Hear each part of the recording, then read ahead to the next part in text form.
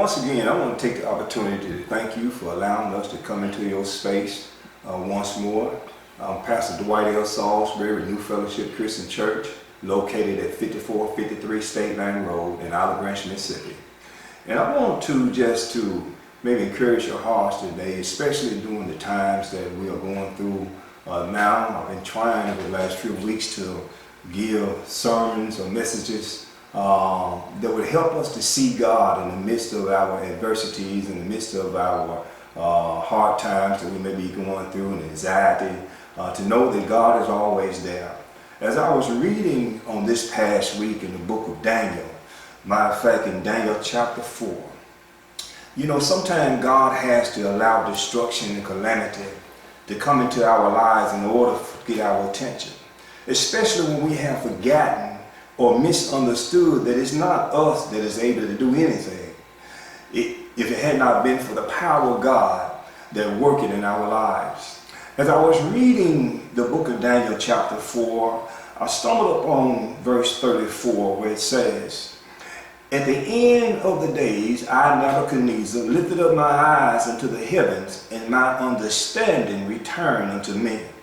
I blessed the Most High, and I praised and honored him that liveth forever, whose dominion is everlasting, and his kingdom is from generation to generation."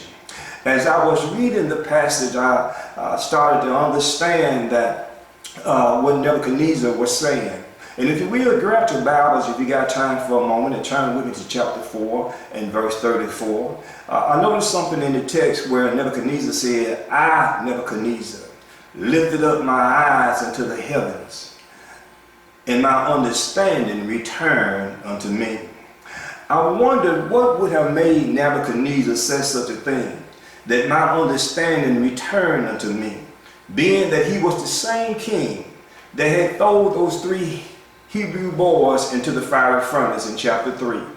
And as I was thinking about that, I turned over to chapter 3 because I wanted to know what would make Nebuchadnezzar say such a thing, being my understanding returned unto me. And I want to focus on the key word "then," meaning that after some things had happened, then his understanding returned unto him. In chapter 3, you will find that Nebuchadnezzar had erected this golden image that all the province would bow down to it. And in Babylon, he had called together all of his sheriffs, his captains, his governors, his counselors, his treasurers, and his rulers to come and to bow down to this golden image. And when all the land came to see what Nebuchadnezzar wanted, Nebuchadnezzar set a decree before them. And he told them that the sound of music, I want every person to bow down to the golden image. And as the music started playing, they played the psaltery, the psaltery, the cymbal, the cornet, the flute. And he said, all kind of music I want played. When the people hear this noise, when they hear this music play, I want them to bow down to this golden image. And then Nebuchadnezzar gave the command for the music to start playing. And after the music started playing, all the nations bowed down to this golden image that Nebuchadnezzar had erected. 90 feet tall and 9 feet wide it stood. And after they bowed down, there was some of Nebuchadnezzar's men in the kingdom, his counselors, came to him and told him that these 3 Hebrew boys did not bow down to the golden image. And Nebuchadnezzar commanded that they would be brought before him.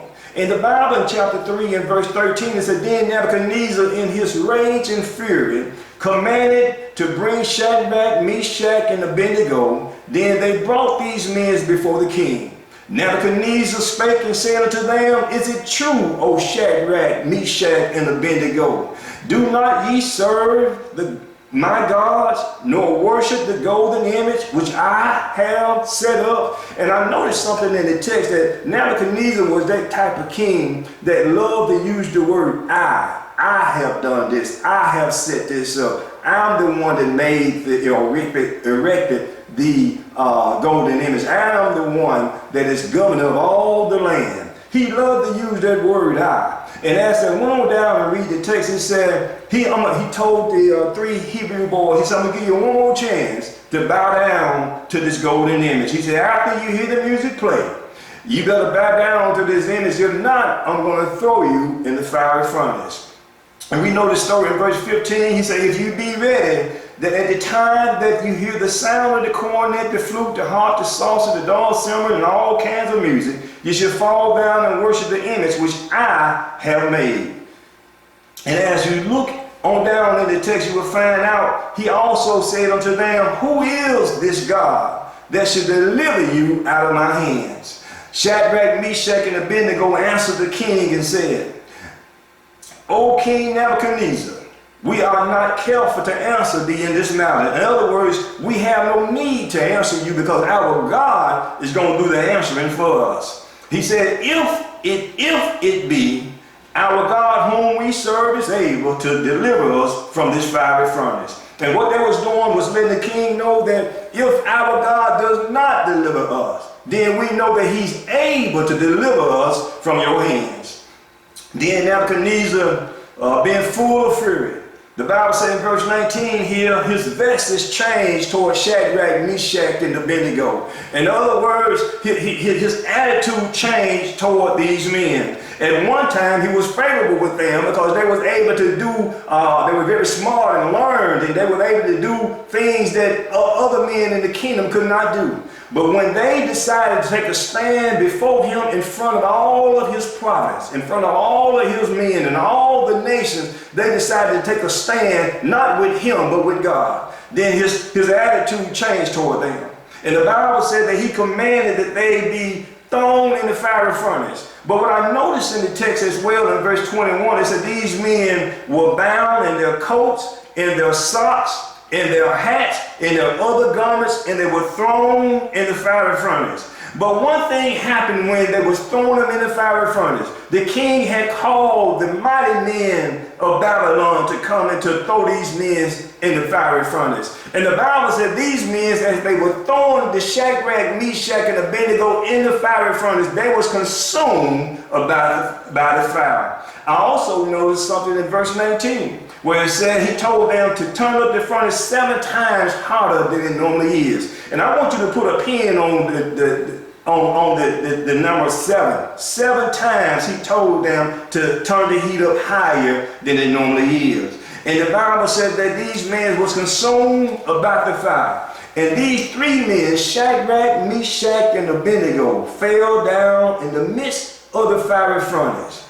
Then Nebuchadnezzar the king was astonished, and he arose from his seat in haste. And the Bible said he spake and said unto the counselors that were standing about him, did not we throw in 3? But behold, I see 4, and the 4th one looked like the Son of God. Now, can I put a pin there today to say, well, I don't care how your enemy come and attack us. I don't care how the enemy try to get us to bow down to him. When you stand for God, God will stand for you. And these boys stood. They knew that they was in danger, but yet they trusted their God. And God showed up in the midst of their troubles, and he walked them around in the fiery furnace. For the Bible said that when he seen and he looked in, Nebuchadnezzar looked into the fiery furnace, that he said, I see these men walking around. Now they were thrown in bound, but when he seen them walking around in the furnace, then he know that somebody had loosed them. And don't you know, when your enemy have you bound,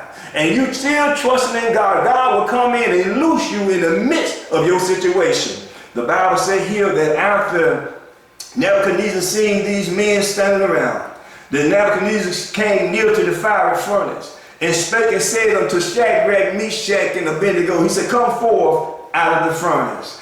And the princes and the governors and the captains and the king's counselors being gathered together saw these men. And I just thank God that God will let the dignitaries, the kings and the counselors and the captains of the land come and see that his mighty hand cannot be stopped.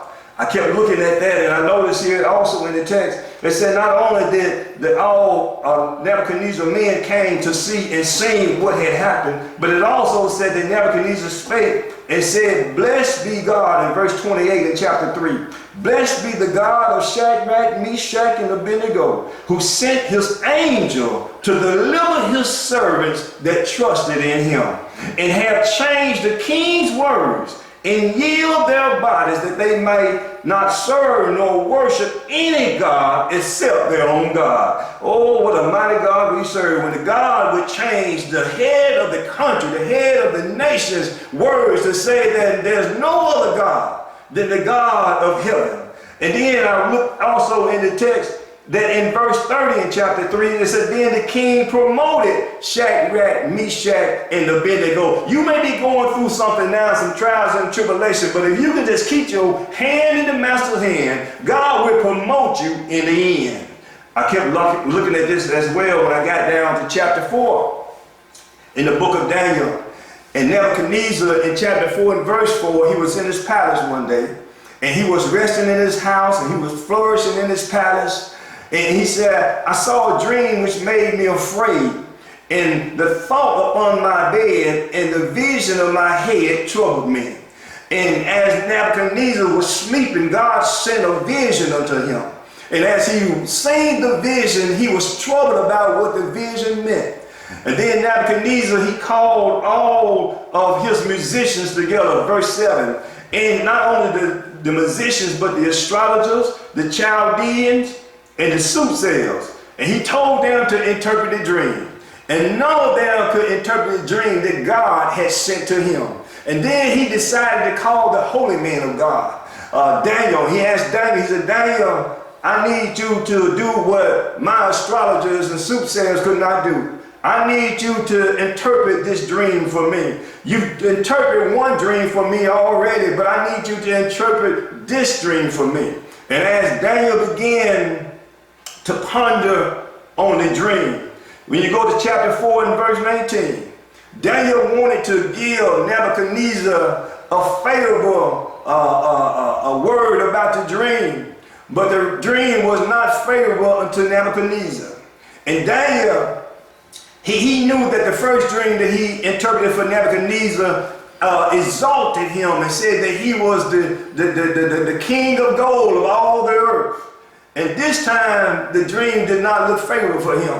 This time the dream did not lift Nebuchadnezzar up, but it debased him, it brought him, it humbled him down in a humbling position before God Almighty. And Daniel was reluctant to tell the king this dream, so he started out by telling him the good things that the dream said. If you will, come with me to verse 21. It said, whose leaves were fair, and the fruit thereof, and in it was meat for all, under which the beasts of the field would dwell, upon whose branches of the fowls of heaven had their habitation. Is it thou, O king, that art grown and become strong? For the greatness is grown, and the end reaches unto heaven, and thou dominion to the end of the earth. He went on to tell the king when he got to verse 23. He said, whereas the king saw a watcher. Now he told him the good news first, but then he turns around when he get to verse 23. He said, I want to tell him something favorable, but I got to tell him what thus said the Lord. And then verse 23, he said, whereas the king saw a watcher and a holy one coming down from heaven, and saying, hence the tree down and destroy it, yet leave the stump of the root thereof in the earth, even with a band of iron and brass. In other words, he said, I want you to hen the tree down. I want you to cut all the limbs, the branches off of it, the leaves off of it, and then I want you to cut the tree down to the root. But he said, I do not want the root destroyed. I want you to put a brass and an iron fence around it that cannot be destroyed. And sometimes God will cut everything, he will take everything away from us, but he'll leave the stump there. And I wondered in the text, why did the vision say he was going to leave the stump there? See, when God gets through debasing us, when God gets finished humbling us, then he still gives us an opportunity to put back out again, to branch again, and to come strong again. So he told Nebuchadnezzar that you're going to have to go through some things. As I continue to read the story, it talks about what he would have to become. In verse 25 of chapter 4, it said that they shall drive thee from men, and thy dwelling shall be with the beasts of the field, and they shall make thee to eat grass as an oxen, and they shall wet thee with the dew of heaven.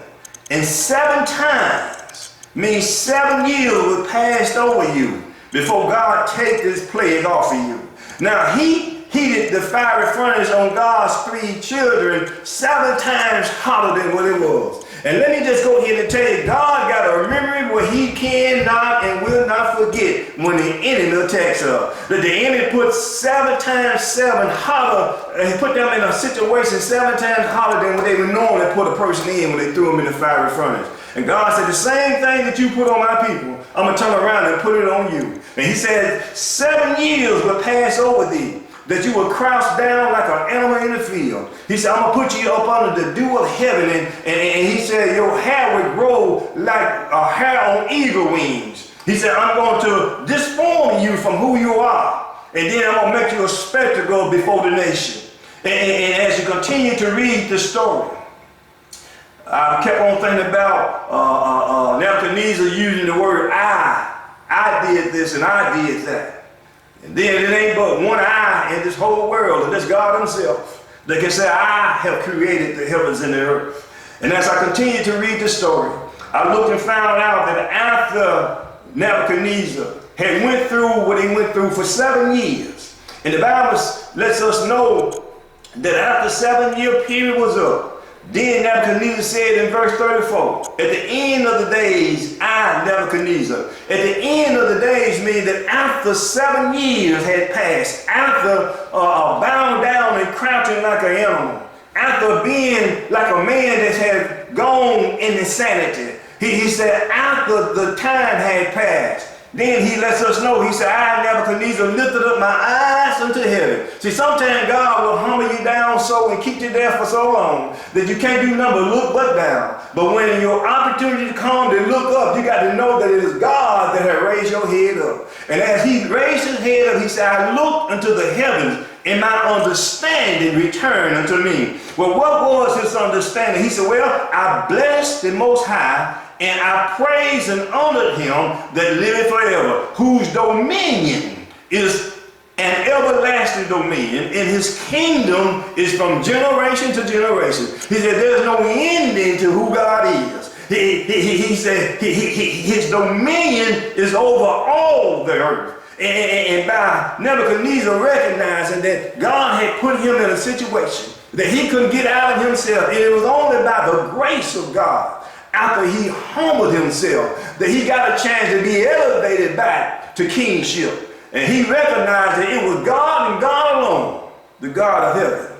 And last but not least, as I continue to read the story, in verse 35 of chapter 4, it said, all the inhabitants of the earth are reputed as nothing, and he doeth according to his will in the army of heaven, and among the inhabitants of the earth, and more, and none can stay his hand. And none can stop God from what he's doing. Even with what we have going on in this nation and around the world right now, there's not a man that's able to stay God's hand. And I think you can agree with me every time we turn the news on. We hear that it's steady spreading and it's still doing what it wanted to do. This virus is out of control. But one thing I want you to know, God is always in control. And when we know that God is in control, we must abase ourselves, humble ourselves before the Lord. And as we humble ourselves, maybe we can be like Nebuchadnezzar and say, then my understanding returned unto me.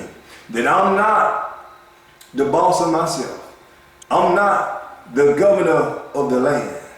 I am only a tool used by God to do his will. And as I end this story, I want to turn your attention very quickly to a passage that I love reading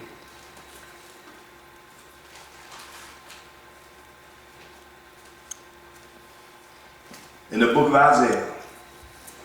Isaiah wrote these words as God spoke it unto him.